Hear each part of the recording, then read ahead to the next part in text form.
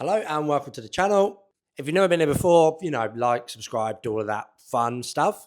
Today we're going to talk about something that, was a bit of fun. Nice bit of gossip between Chappell Roan and Jorginho, the footballer. Chappell Roan, massive pop star.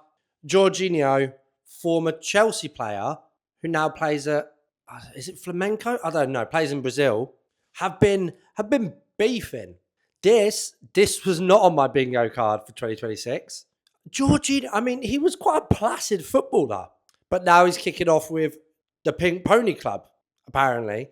So this is fun for me because this is my two worlds. This is the music world and the football world, and they're colliding in quite a fun, harmless way here, right? Nice bit of gossip. So what happened, right?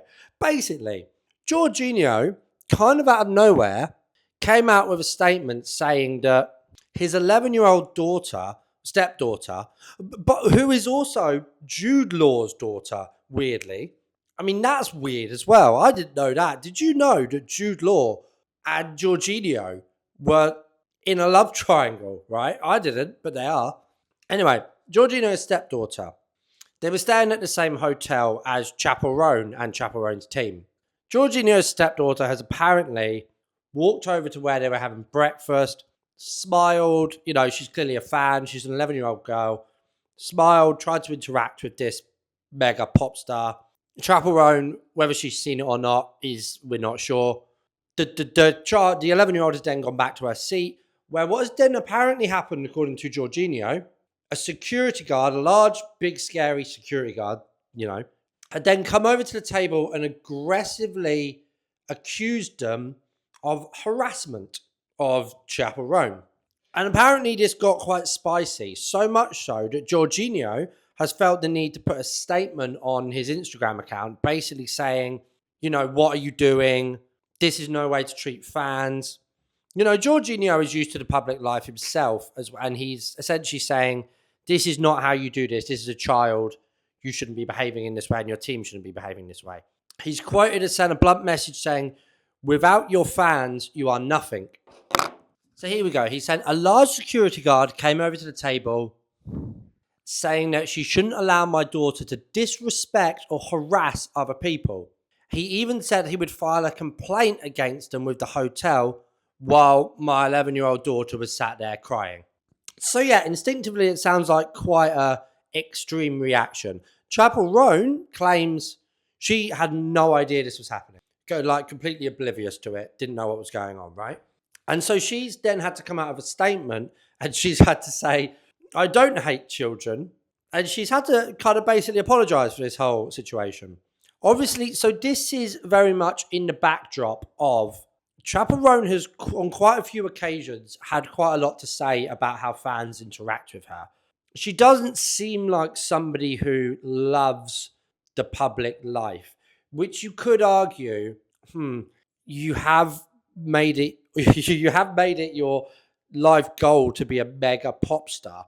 You might have to, sometimes interact with the public. I don't know. There's two sides to that argument, I suppose. But there's a couple of things here. First, we have to sort of address.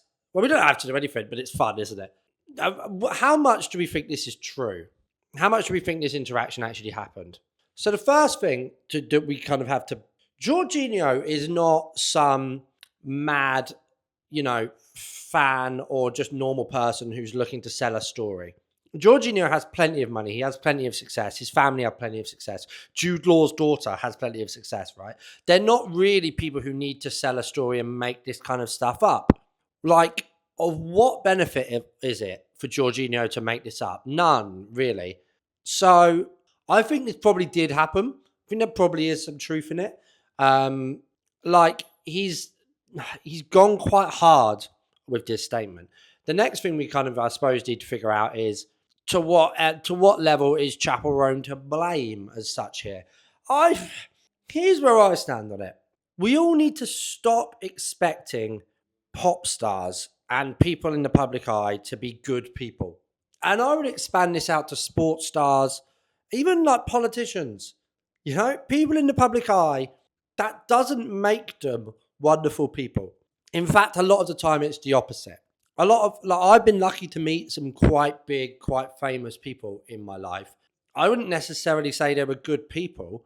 You know, pop stars are essentially the 1% sort of successful people in the world. And who in the 1% wealthiest and most successful people in the world is ever a nice person? Not very many of them, right? They're at that level because they're egotistic, they're not very nice, they've got a hardwired drive to succeed, and that often in life comes at the consequence of being a nice person. But we accept that with all other highly high powered and high driven and high paid careers. We don't expect a stockbroker or a high level investor or an entrepreneur to be a nice person.